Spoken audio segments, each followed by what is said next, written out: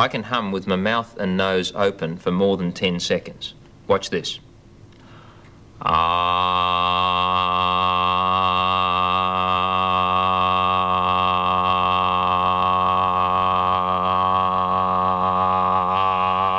Made it easily.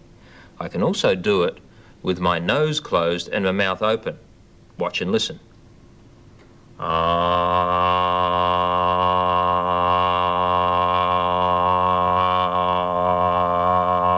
I could make 10 seconds if I wanted to, and I think I could do it with my mouth closed and my nose open. Have a listen to this.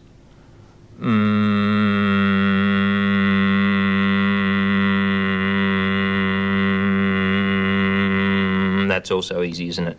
You've done it that way many times, haven't you? Do you think I could hum with both mouth and nose closed? Well, I can. How long do you think I could do it for? Let's find out.